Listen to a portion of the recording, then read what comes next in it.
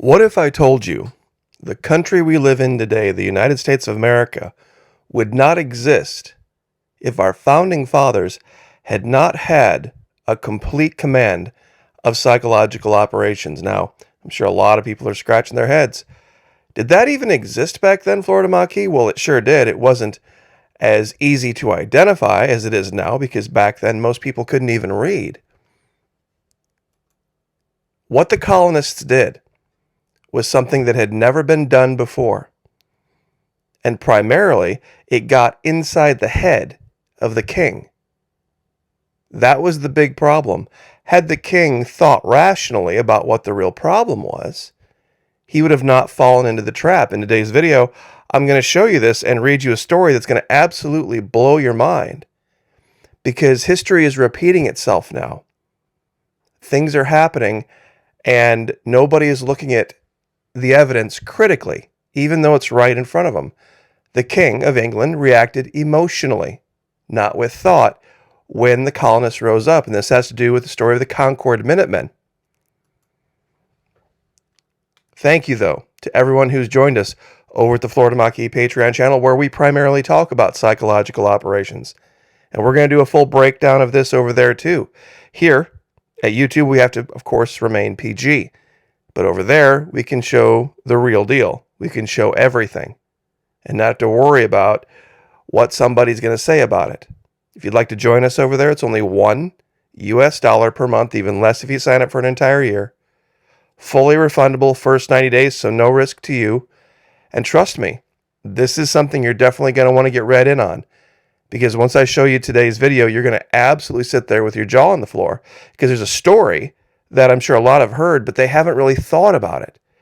Because once people start talking about the revolution, they get all misty and patriotic and get caught up in their emotions, and they don't think about things critically. Here's a story back from Patriot Day about the Minutemen. Battle of Lexington and Concord. Individually and collectively, the Minutemen of Massachusetts played important roles in the beginning of the Revolutionary War. The life stories of these people help explain how they came to oppose their government and propose violent struggle. Now, wait until you hear this. Ready on short notice. The American militias established in the colony of Massachusetts were based on an English militia model. Every man over age 16 was, you ready for this? Required to join and bring his own weapon to the mandatory musters, training meetings. The governor had total authority over the groups. Now imagine today if that were the case. That sounds an awful lot like a draft. It sounds an awful lot like a draft of minors, and they have to bring their own weapons. The governor had authority over the groups. As European settlers spread into Native American territories, conflicts increased. You see, while the colonists were actually taking property away from those who had owned it, they were complaining about the king taxing them. To increase the colonial fighting unit's flexibility, power was decentralized. In 1645, company commanders were ordered to appoint out and to make choice of 30 soldiers of their companies in 100. Every company of 100 had 30 that were called Minutemen, who shall be ready at a half an hour's warning upon any service they shall be put upon by their chief military officers. Now imagine that in the modern world. You got a group of 100 guys, you pick out 30 and say, okay, you 30?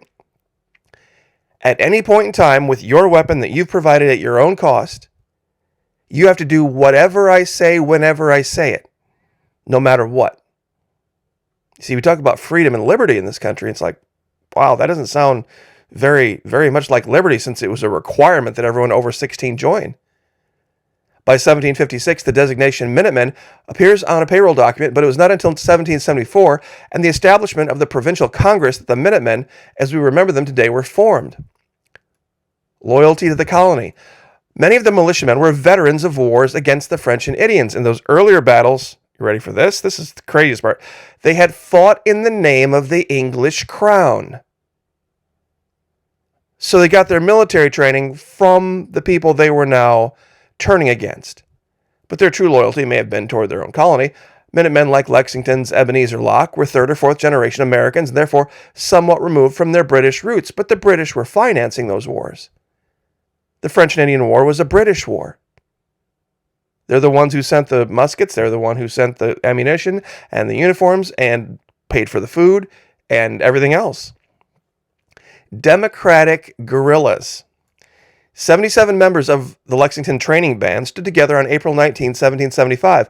Most were over 30 years of age, and 20 were veterans of this French and Indian War, where they learned the guerrilla tactics that would come into play defending their town. Their captain, John Parker, was one of those veterans, a 45-year-old farmer and father of 7. Although others were more experienced in military combat and had held higher ranks in earlier wars, Parker was democratically chosen to lead the company, perhaps for his calm demeanor and sound judgment. Now, does that work in our modern military? Anyone out there who's been in the military, down in the comment section, do we democratically choose who the sergeant's going to be? Who the platoon leader's going to be? Is that how it's done? Democratic? Whoever, we're going to get together with the platoon and we're going to figure out who we like the best and that's who's going to be in charge. Theirs was not a strict military unit. Instead, the training band was more of a democratic assembly in which the captain freely asked the advice of older veterans, and everyone stood by the captain's decisions once they were made. Though not strict, the Lexington Minutemen were a well-trained group. Observing them at Concord's North Bridge on April 19, 1775, British Lieutenant William Sutherland remarked that the Minutemen marched in a very military manner, but the Minutemen fought without regard to the era's rules of military engagement. Historians have not been able to determine that they had a premeditated plan to counter the regular tactics of the British. More likely, the events resulted from a breakdown in command. The British, following standard late 18th century military procedure, formed orderly rows, setting up walls of men who fired their muskets, then dropped back to reload as the other soldiers took their places. You see, this was, at that time, the honorable way to fight. At the bridge, this tight formation limited the number of men who could fire without harming their comrades, and simultaneously created a mass of enemies that the Minutemen could fire into, spilling the first British blood of the Revolution.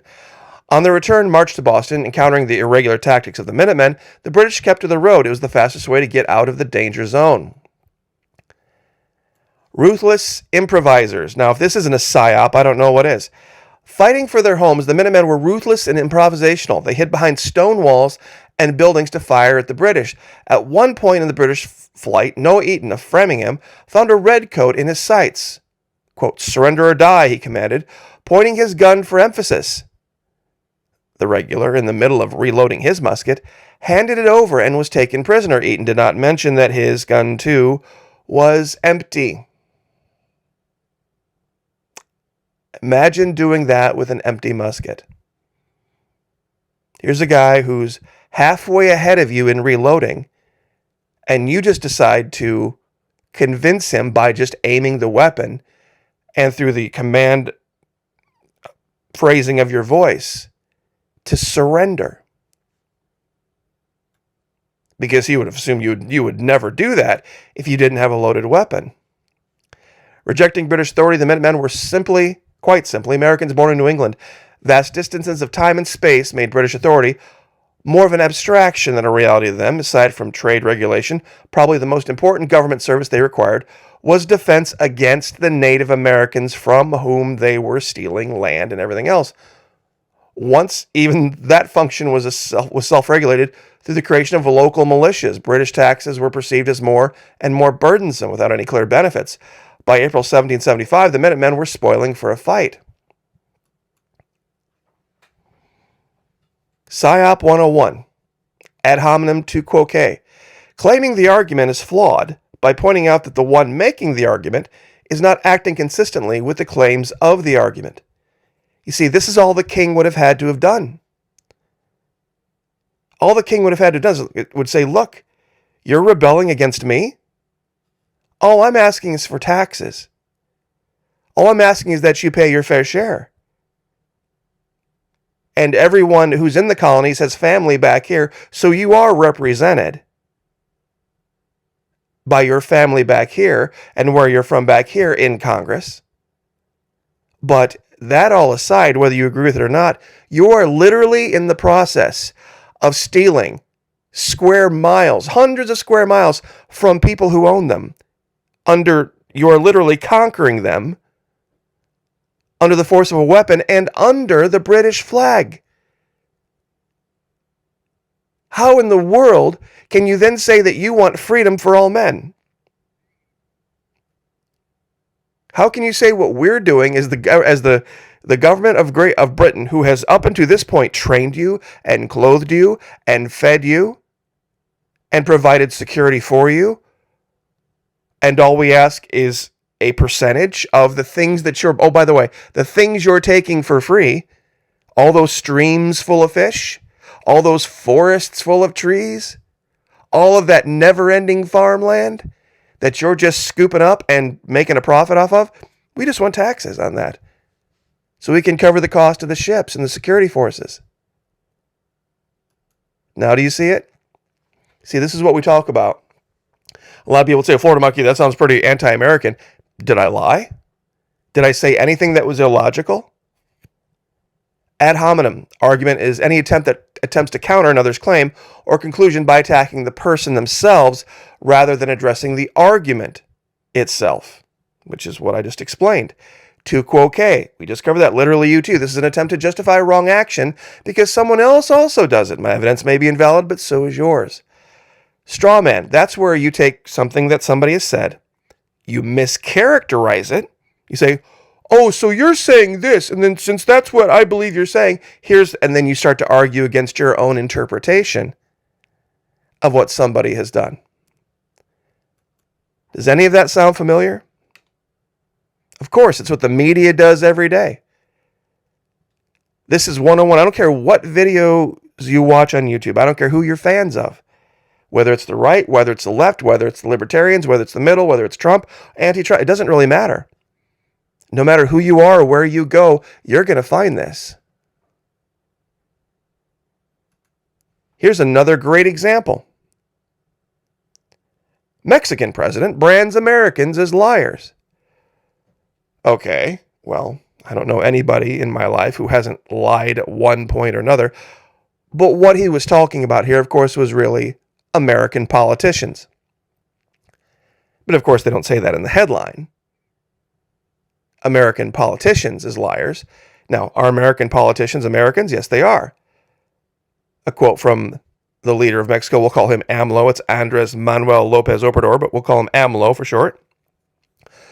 Washington believes it's the government of the world. Now, most people in North America, average folks, would agree with that, right?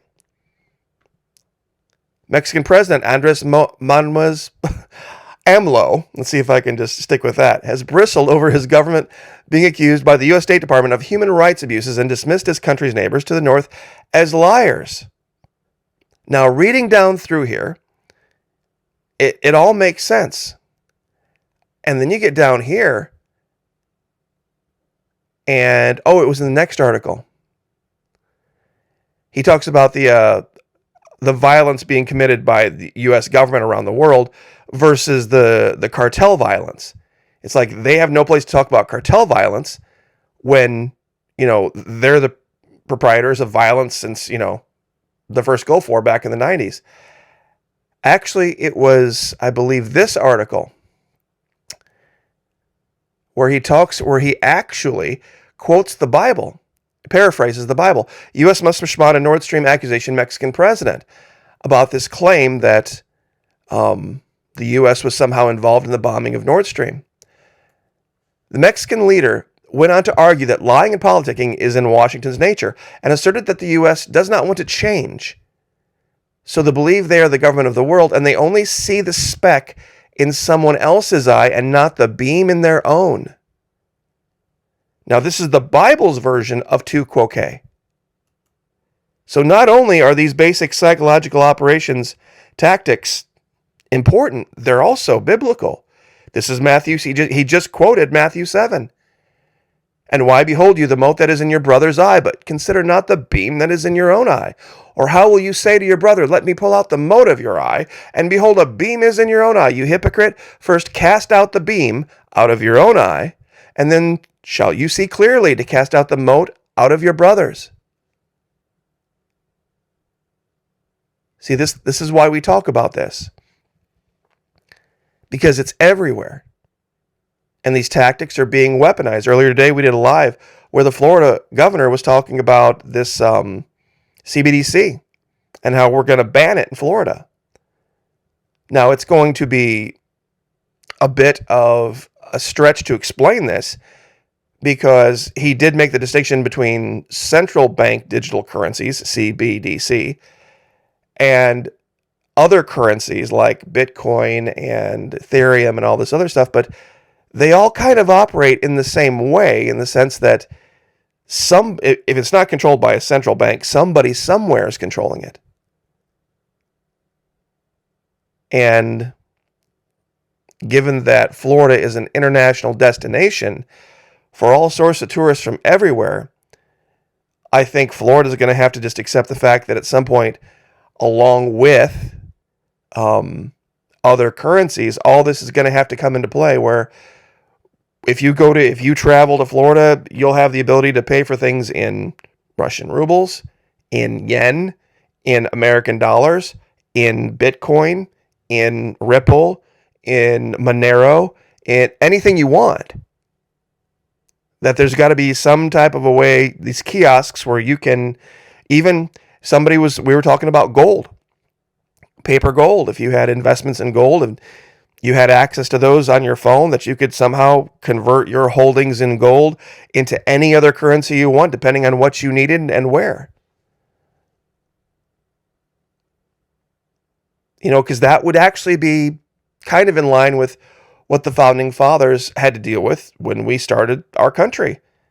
We talked about this too. At that time, there was the British pound, there was the French livre, there was I believe the franc, the mark, the Kruger, the peso, all float, and the new American dollar, all floating around the colonies. So somehow they figured it out and they got it done. But the king, had he stopped and taken a breath and looked at what was being said by the colonists and the allegation they were making, he could have easily come back and sent a representative and said, look, first of all, you wouldn't even be in a position to rebel against the crown had not we brought all of these weapons over here for the French and Indian War. There were no musket factories in North America. And where do you think and they even admit, where did they learn all of their fighting tactics? Of course, they learned it from who? The British government. What about guilt by association? Fallacy. Where's that? Where I had that one up. Where is it? Here it is. Ad hominem, guilt by association. When the source is viewed negatively because of its association with another person or group is already viewed negatively. How many people have attacked the Florida governor because he went to Yale?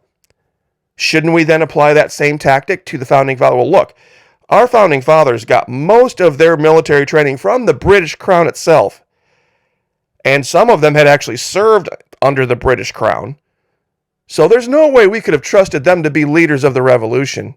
And besides that, they were conscripting people as young as 16 and forcing them to bring their own weapons and making them do anything they asked them to do within 30 minutes. That doesn't sound like freedom and liberty to me. Shouldn't we be doing that? Talking about the founding fathers in that context? A lot of people didn't realize that not everybody who was fighting in the war, the Revolutionary War, was doing so because they wanted to. Many of them weren't even asked. And some of them were, as reported, 16 years old. And I'm sure there were some younger. So here's another great guilt by association thing you can do when taken out to the absurd. Deadly facts about water. 100% of all people exposed to water will die. Water is the leading cause of drowning. Water, one of the primary ingredients in herbicides and pesticides. 100% of all serial killers, rapists, and drug dealers have admitted to drinking water. Fact, overconsumption can cause excessive sweating, urination, and even death, and can be chemically synthesized by burning rocket fuel. All the deadly facts about H2O. Guilt by association. See, this is all psyops. ad hominem, tu quoque, straw man, 24 cognitive biases, 24 logical fallacies. You can just knock this stuff out of the park if you know where to look. You want to win the arguments? Instead of just arguing with people, do you want to win? Do you want to win? If you want to win, join us at Patreon. If you want to continue just going back and forth forever and ever and ever and ever on Facebook or whatever, to the point of nausea, don't take the training. But if you like the training, the 24 cognitive biases, the 24 logical fallacies, it's only $1. $1 a month. That's it. And once again, like I said, even less if you sign up for an entire year, fully refundable first 90 days. Would love to have you over there. So I will leave it there. God bless. Like, share, subscribe. We'll see you guys next time.